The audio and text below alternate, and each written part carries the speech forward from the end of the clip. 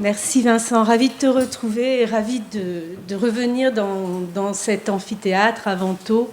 Ça faisait bien des années que je n'avais pas eu l'occasion de revenir sur ce campus qui est si proche de chez moi. Alors je voudrais d'abord remercier Cécile pour son invitation et pour la confiance qu'elle accorde à la juriste que je suis. Je voudrais aussi vous dire que je ne suis pas du tout ni une spécialiste du genre, ni d'ailleurs une militante. Je travaille en droit de l'homme, en droit des personnes. Et lorsque la question de la misopédie m'a été posée, j'ai immédiatement pensé à une catégorie d'enfants qui sont les enfants intersexués. C'est donc pour cela que j'ai proposé cette contribution juridique. Je l'ai proposée aussi parce que je suis très sensible aux approches interdisciplinaires. Et pour vous dire la vérité, aujourd'hui, je n'interviens pratiquement plus que dans des colloques interdisciplinaires. Il faut que nous arrivions à parler, il faut que nous arrivions à échanger entre sciences. Et c'est à mon avis le seul moyen d'appréhender la société complexe dans laquelle nous évoluons, mais je ne suis pas très innovante en affirmant cela. Alors, je vais commencer en vous posant une question très simple. Qu'est-ce que je fais là ? Non, parce que je suis juriste. Et a priori, une juriste qui ne connaît en plus pas du tout le terme de misopédie. Je ne savais pas ce que c'était il y a encore quelques mois. Et puis, si la misopédie est la haine ou le mépris à l'égard des enfants, elle ne devrait pas entretenir beaucoup de liens avec le droit. La seule chose que devrait faire le droit, c'est combattre la misopédie. Et de fait, mais j'entends qu'on aura des discussions, hein, j'avoue les appréhender un peu même. De fait, le droit protège cet être qu'il considère comme particulièrement vulnérable, qu'est l'enfant. Il ne le est pas. Le droit, j'irai même plus loin, les systèmes juridiques protègent l'enfant. Les systèmes juridiques auxquels nous appartenons à l'ONU. L'ONU a placé sous son haut patronage la Convention internationale des droits de l'enfant et son comité éponyme. Nous appartenons aussi au Conseil de l'Europe avec la fameuse Convention européenne des droits de l'homme qui, par assimilation, protège l'enfant, surtout par l'intermédiaire de l'article 8 qui garantit le droit au respect de la vie privée, familiale. Nous protégeons aussi l'enfant contre la torture, toutes les formes de traitement inhumain ou dégradant. Nous protégeons aussi l'enfant contre les formes de discrimination. Toujours au sein du Conseil de l'Europe, le Comité européen des droits sociaux, qui est chargé de veiller à l'application de la Charte sociale européenne, nous a rappelé en 2015 que l'expression physique de la violence par l'intermédiaire de notre classique fessée est un châtiment corporel qui ne devrait pas trouver sa place au sein de la cellule familiale. Donc, on ne peut pas dire a priori que le droit se désintéresse des enfants, on ne peut pas dire a priori qu'il les hait, on peut même penser qu'il cherche à lutter contre toute forme de misopédie, notamment en recherchant une égalité entre les enfants. Ça a été le cas au tournant des années 2000 en matière de filiation, en protégeant les enfants contre les atteintes qui pourraient leur être portées. C'est le rôle du droit répressif, du droit pénal. Le fait d'être un enfant victime est une circonstance aggravante de bien des infractions. Le droit du travail empêche leur exploitation et nos juridictions font tout pour les protéger lorsqu'ils sont victimes, en préservant leur intérêt supérieur, comme nous y invite la Convention internationale des droits de l'enfant. Nous essayons aussi, tant bien que mal, de les laisser exprimer leur avis dès qu'ils font preuve de discernement. Alors vous me direz que les nuances s'imposent et que les dispositifs qui sont protecteurs de l'enfant sont perfectifs. Certains me diront peut-être devraient-ils même exister. Mais je ne sais pas. J'attends les questions à l'issue de cette intervention. Vous me direz aussi que cette protection formelle, elle n'est pas toujours effective, faute de vigilance, faute aussi bien souvent de moyens, et pour des raisons que bien d'entre vous ont expliquées de manière tout à fait claire depuis le début de ce colloque. Ceci étant dit, a priori, il semble inconcevable que le droit puisse jouer un rôle dans la misopédie. Et pourtant, il doit y avoir des exemples de misopédie en droit. Ainsi, il me semble qu'un groupe d'enfants, même de nouveau-nés, soit victime, si ce n'est d'une haine, du moins d'un incontestable mépris qui se caractérise par une volonté d'invisibilisation. Alors ce groupe pourrait correspondre, selon les chiffres avancés par certains spécialistes, à 1,7%, mais jusqu'à 4% des naissances. Pour d'autres, 0,02% des naissances, autant dire que c'est un grand écart. Environ 200 enfants par an, selon un rapport sénatorial de 2017. 200 enfants, c'est quand même un groupe assez nombreux. Ces enfants sont aujourd'hui nommés enfants présentant une variation atypique du développement génital. Ce sont les termes employés par la loi bioéthique du 2 août 2021. Quant à la majorité d'entre nous, nous les appelons enfants intersexes ou intersexués. Comment les définir ? Selon les scientifiques, les variations du développement génital désignent, je cite, un ensemble de situations où l'anatomie des organes génitaux est inhabituelle, en lien avec une combinaison rare des gonosomes, c'est-à-dire des chromosomes X et ou Y, une variation dans le développement des testicules ou des ovaires, dans la sécrétion et ou dans l'action des hormones sexuelles. Ces variations, elles sont rarement diagnostiquées anténatales, elles sont le plus souvent constatées après la naissance.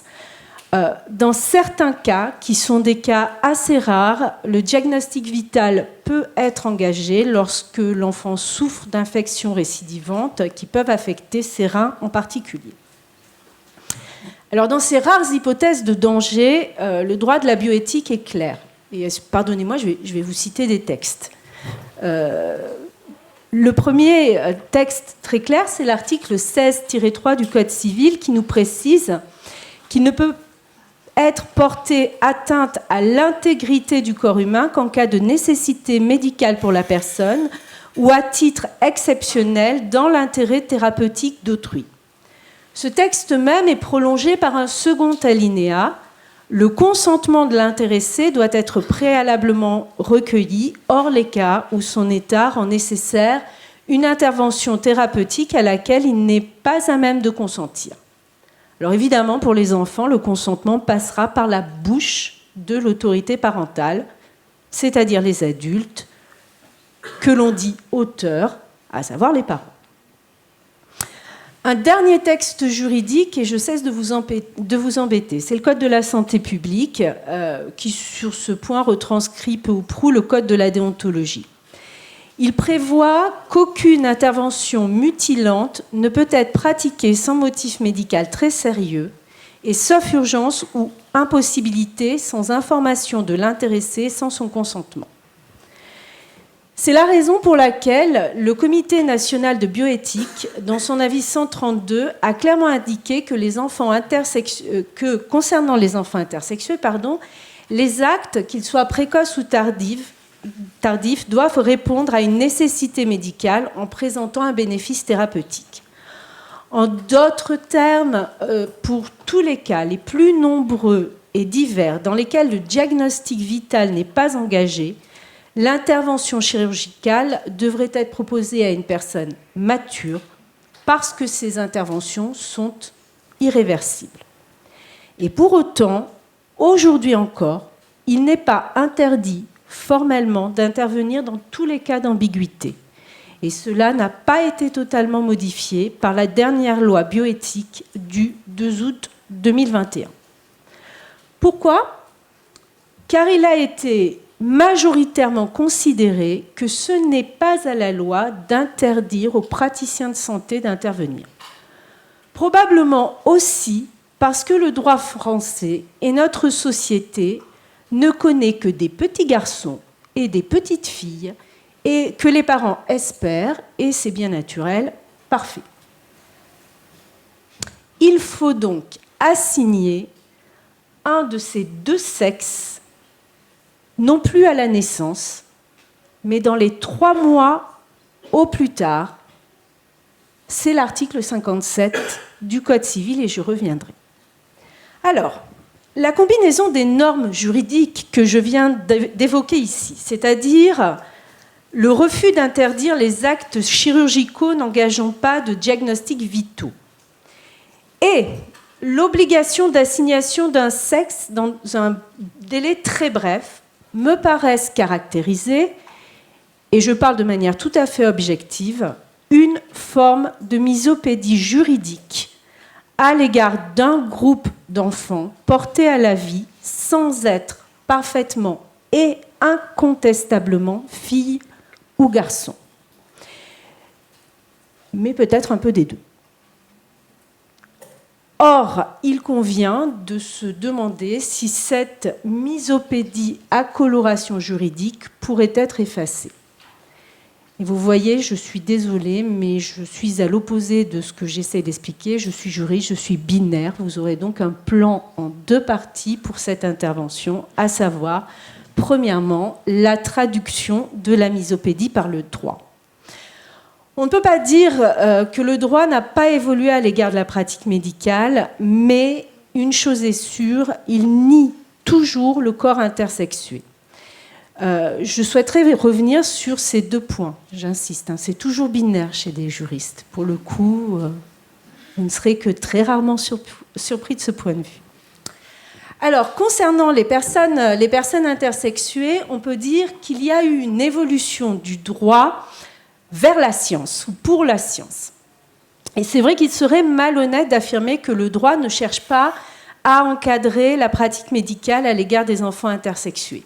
Les mots ont changé dans le monde médical. On ne parle plus d'ambiguïté sexuelle ou de pseudo-hermaphrodisme. Et le droit français a décidé de créer un parcours de santé bien défini. Donc il s'agit d'éviter les actes médicaux de conformation sexuée qui interviennent trop tôt pour une visée esthétique et ou sociétale. Donc en ce sens, la France va s'aligner sur les prescriptions des organisations... C'est dehors ?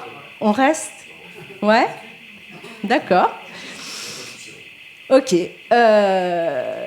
Donc en France, on s'aligne, je vous disais, sur les prescriptions des organisations internationales, sur les prescriptions de leurs institutions, et notamment pour rester au plus près de nous, l'Assemblée parlementaire du Conseil de l'Europe, qui, depuis 2017, appelle à interdire les actes chirurgicaux de normalisation sexuelle sans nécessité médicale.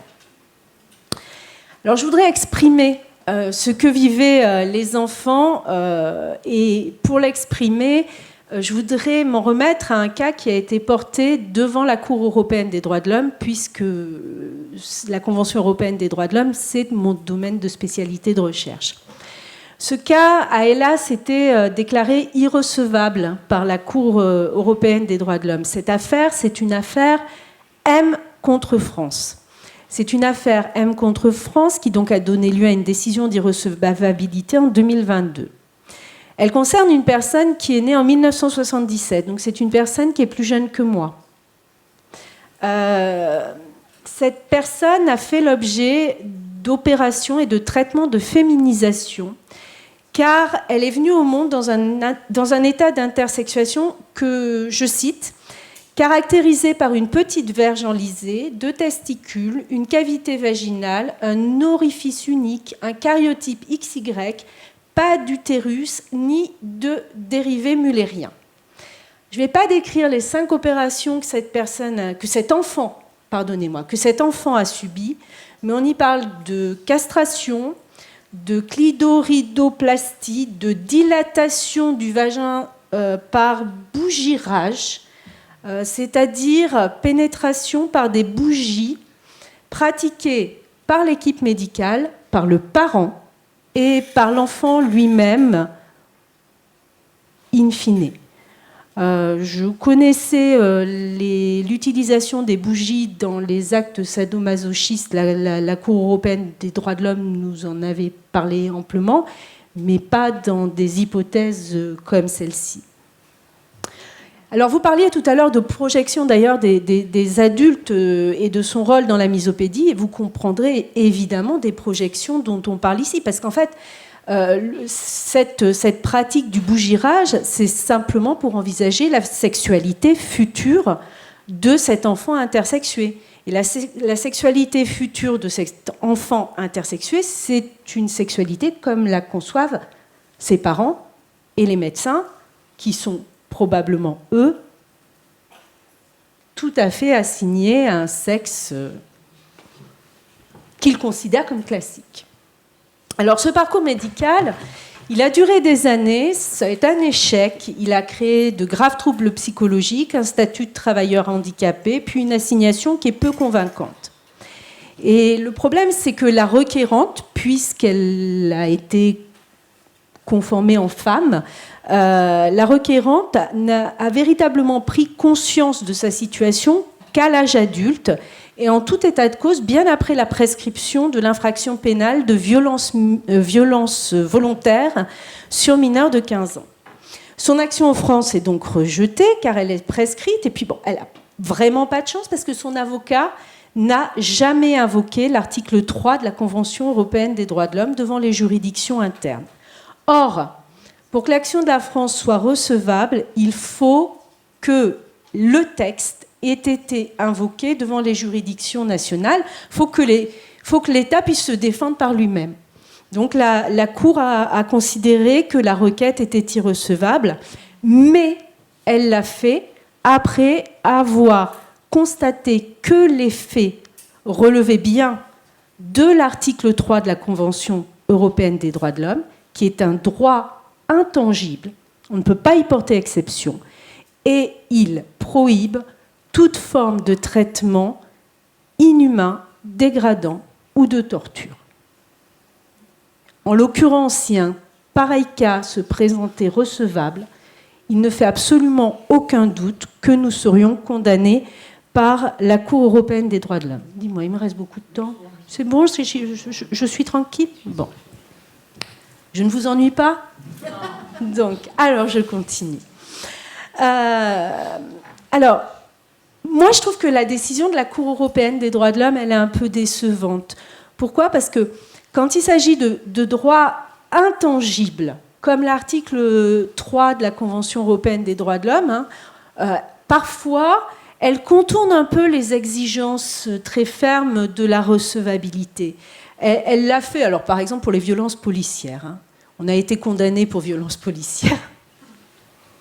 Bon, vous irez voir, je vous donnerai les références. Bon, là elle a évacué le problème de la recevabilité. On a aussi pu constater qu'elle accueillait très favorablement des requêtes quand il y avait des violences faites dans des établissements médicaux, notamment en Roumanie. Ça a été, là aussi, elle contourne les conditions strictes de recevabilité. Je me dis qu'elle aurait pu le faire aussi ici, mais bon, on était sur un cas extrêmement particulier. En tout état de cause, on sait à quoi s'attendre. Alors, avec la loi bioéthique de 2021, les choses devraient s'arranger, même si les mots de la médecine demeurent ceux de la pathologie, variation du développement génital, ce sont des termes qui sont des termes médicaux, et même si les opérations ne sont pas proscrites, y compris en dehors du risque vital, et ce, dès le plus jeune âge.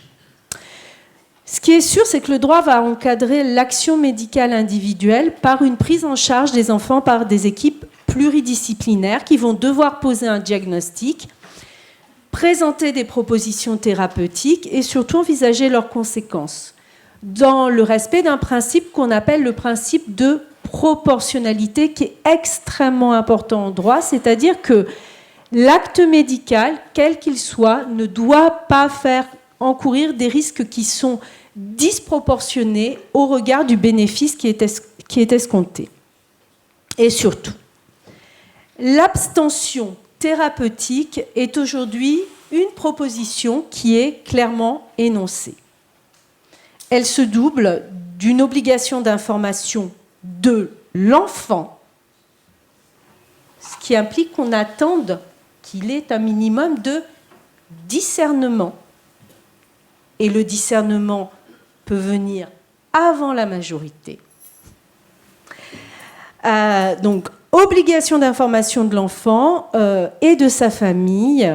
Et cette obligation est formellement exigée par le Code de la santé publique. Mais j'insiste encore, et je ne peux pas le dénier, rien n'interdit les opérations, y compris sur les nouveau-nés. Et sur les nouveau-nés, là, seule l'autorité parentale jouera. Alors, puisque, en dehors de cas dangereux qui engagent le pronostic vital, puisque l'on n'est pas contraint d'intervenir, pourquoi intervient-on ? Sans doute parce que pour la majorité des adultes et pour la majorité des parents, la binarité reste la norme et qu'il faut être dans la norme. Donc, comme il n'existe en droit que des filles et des garçons, qu'un sexe masculin et qu'un sexe féminin, on ne peut tirer qu'une conséquence. Le corps intersexué est nié par le droit. Effectivement, et c'est le deuxième point de cette première partie, tout passe par la déclaration de naissance, tout passe par l'état civil. Il faut assigner l'enfant à un sexe sur le fondement de l'article 55 du Code civil. Il n'y a pas, et je le dis sans militantisme aucun, de case pour les enfants qui naissent intersexués. Alors, il y a une circulaire de 2011 qui autorisait que le sexe puisse être déterminé dans les 2 ans maximum sur autorisation du procureur de la République. La seule latitude qui est aujourd'hui autorisée par la loi bioéthique de 2021 est de reporter, je vous l'ai dit en introduction, ce choix à 3 mois maximum à compter du jour de la déclaration de naissance de l'enfant. Et toujours sur autorisation du procureur de la République. 3 mois seulement. Donc la tentation est grande de choisir une assignation et de demander à la médecine de conforter l'enfant à celle-ci. Mais j'ai envie de dire, ou surtout de ne rien faire. Pourquoi ? Car même si vous choisissez un sexe dans les 3 mois qui suivent la naissance de l'enfant, il est aujourd'hui possible d'en changer. Et c'est sans doute la raison pour laquelle il ne faut pas voir dans la loi de 2021 une forme de régression par rapport à la circulaire de 2011, d'autant que les textes n'ont pas la même valeur juridique. En effet, et depuis la loi du 18 novembre 2016, une loi de modernisation du droit qui est le dernier petit paquet du quinquennat de François Hollande, depuis la loi du 18 novembre 2016, toute personne, majeure ou mineure, émancipée, peut solliciter un changement de sexe alors même qu'elle n'aurait pas subi de traitements médicaux, d'opérations chirurgicales ou de stérilisation. Alors, cette loi, elle n'a pas été pensée pour les personnes intersexuées. Elle a été pensée pour les transpersones ou les personnes en transidentité. Et pour changer de sexe à l'état civil, simplement des faits doivent être rapportés. C'est-à-dire se présenter comme appartenant au sexe revendiqué, être connu sous le sexe revendiqué de son entourage familial, amical ou professionnel, avoir obtenu un changement de prénom afin qu'il corresponde au sexe revendiqué. Donc, on peut parfaitement imaginer, y compris pour un enfant né intersexué, une modification de l'assignation si l'évolution du corps ne correspond pas à celle qui a été retenue dans les 3 mois suivant la naissance. Il est devenu parfaitement inutile d'intervenir trop tôt. Et par-delà, sachez qu'il y a une nouvelle circulaire du 8 novembre 2023 qui insiste sur la facilitation de la rectification de l'état civil lorsque l'enfant présente une variation du développement génital, ce sur le fondement de l'article 99 du Code civil. Mais est-ce véritablement satisfaisant? Car il faut, quoi qu'il en soit, choisir un sexe, alors même que le corps, au-delà de l'esprit, peut ne pas permettre ce choix. Et l'on en vient à se demander, comme Madame Gagnon, si l'effacement des corps intersexués, ici par l'état civil, n'est pas une violence institutionnelle. Et je prolonge cette violence institutionnelle. N'est-elle pas finalement une forme de misopédie qui construira tout le parcours de vie de l'enfant, puis de l'adulte, difficultés d'intégration, discrimination, etc. Et si tel est le cas, le droit doit la combattre. Et c'est ma deuxième partie qui sera très brève. 5 minutes, ah, c'est nickel. Voilà. L'éviction de la misopédie par le droit. Alors, si le corps médical modifie ses pratiques, et c'est incontestable, sous le regard vigilant du Comité national d'éthique, si l'abstention thérapeutique est vraiment un choix appuyé par les organes internationaux de protection des droits fondamentaux, cette réalité ne devrait-elle pas être prolongée par le droit français des personnes? Et je pose la question, je n'entends absolument pas imposer de réponse, je sais que ce sont des questions sensibles. Ne faut-il pas admettre une autre case à côté de celle des sexes masculins et féminins? Ne doit-on pas, en d'autres termes, admettre aujourd'hui le sexe neutre? Pour répondre à cette question, il faut regarder l'évolution, non pas de notre droit, mais des droits. Et, quelle que soit la réponse que nous apportons, il faut se dire que franchir ce Rubicon, ça n'est pas forcément chose aisée, jusqu'y compris pour les personnes intersexuées. Alors, observer l'évolution des droits. Bon, en tant que pays franc, je vous l'ai dit, nous appartenons à des organisations internationales, je les ai citées, Union européenne, Conseil de l'Europe, ONU. Toutes ces institutions, toutes ces organisations ont impulsé une réflexion et une démarche normative qui tend à lutter contre les pratiques médicales inadaptées et irrespectueuses du consentement, mais aussi une démarche normative qui tend à lutter contre les discriminations dont souffrent les personnes intersexuées. Mais elles ne se sont pas véritablement engagées en vue d'imposer aux États la reconnaissance d'autres genres ou d'un sexe neutre. D'ailleurs, je vais évoquer avec vous une autre affaire qui s'est déroulée devant la Cour européenne des droits de l'homme et qui engage la France. C'est l'affaire Y contre France qui a donné lieu cette fois-ci à un arrêt du 31 janvier 2023. Et dans cet arrêt, la Cour européenne des droits de l'homme a refusé de nous condamner. Ici, il s'agissait d'une personne biologiquement intersexuée qui avait été assignée dès son plus jeune âge au sexe masculin sans être opérée.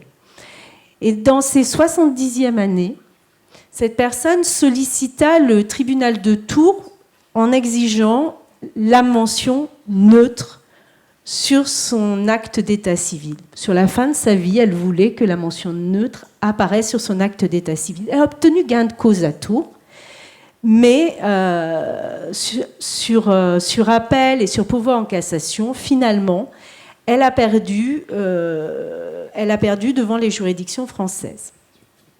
Alors, les décisions des juridictions françaises de refuser ce sexe neutre sont incontestablement une ingérence dans son droit au respect de la vie privée. C'est incontestable. Est-ce que cette ingérence est justifiée? Alors, cette personne a porté sa requête devant la Cour européenne des droits de l'homme en précisant bien qu'elle agissait à titre individuel. Elle ne portait pas une cause, elle portait sa cause. Elle n'entendait pas faire modifier le droit à l'égard de tous, elle entendait simplement que l'on respecte son propre droit. Mais la Cour européenne des droits de l'homme a considéré que malgré sa souffrance, malgré son anxiété, qu'elle ne daignait pas, les juridictions ne pouvaient pas agir à l'égard d'un individu. Et que toute décision prise à l'égard d'un individu aurait des répercussions pour les autres. Et que donc, on ne pouvait pas faire de cette cause une cause individuelle et qu'il fallait que le législateur français s'engage dans la réforme. Or, on ne peut pas aujourd'hui imposer à un législateur français ou autre l'obligation d'envisager un sexe neutre. Pourquoi ? Parce qu'il n'y a pas de consensus autour de cette question entre les États. Il n'y a pas de consensus. Donc, nous pouvons le faire. Mais les institutions internationales ne peuvent pas nous l'imposer. Quand la majorité des 46 États du Conseil de l'Europe auront admis le sexe neutre, on envisagera probablement les choses de manière différente. Mais, en l'état actuel des choses, on ne peut pas nous l'imposer. Et notre législateur a une marge nationale d'appréciation qui est très grande. Est-ce qu'il y a beaucoup de pays qui admettent le sexe neutre? Dans l'espace du Conseil de l'Europe, très peu. L'Allemagne,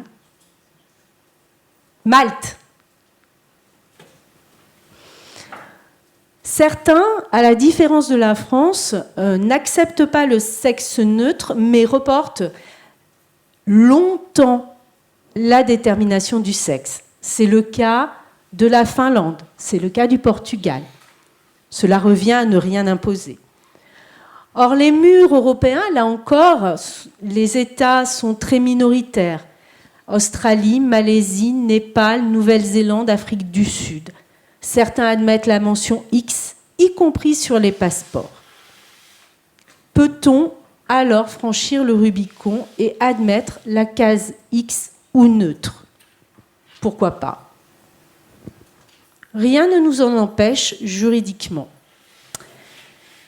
Si la non-reconnaissance des corps intersexués par le droit est une forme de misopédie, on peut y renoncer, mais nous ne sommes pas sous la contrainte.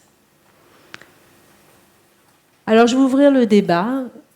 Est-ce que cette évolution serait dans l'intérêt des personnes intersexuées devenues cette fois adultes? C'est pas si sûr. C'est pas si sûr. Alors, on participerait à l'évolution du consensus en tant que pays, on ferait avancer les choses, mais pour les personnes, cela présenterait quelques inconvénients. Je pense en particulier à tout ce qui relève des questions auxquelles on ne pense pas nécessairement, des questions de droit international privé.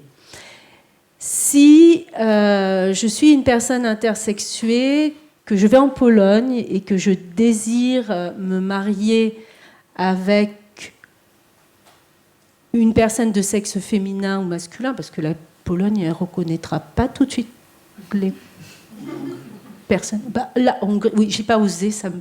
mais si tu veux. On va quand même regarder notre état civil, on va regarder mon état. Ça va pas marcher. Si vous pensez tout bien enfermé dans notre espace franco-français, oui. Allons vers l'Allemagne. Mais nos voyages ne connaîtront que peu de destinations favorables. Donc oui, sur le principe, c'est bien cette reconnaissance, mais au quotidien, cela peut soulever de très graves difficultés. Alors je vais vous dire, à titre personnel, parce qu'on a toujours des biais sur toutes ces questions de droits des personnes, et c'est important de donner ces biais pour ne pas tricher.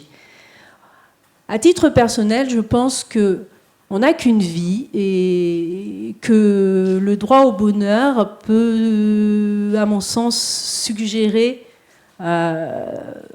qu'on laisse cette liberté aux individus. Et je m'interroge beaucoup, pour vous dire la vérité, sur l'intérêt immédiat de la mention du sexe sur les papiers d'identité que l'on présente au quotidien. Cela, à mon sens, ne sert plus à rien. Et vous voulez que je vous dise, on devrait commencer par l'école. Je sais pas. Il m'a semblé lire qu'à l'école, 70% de la cour de récréation est occupée par des petits garçons.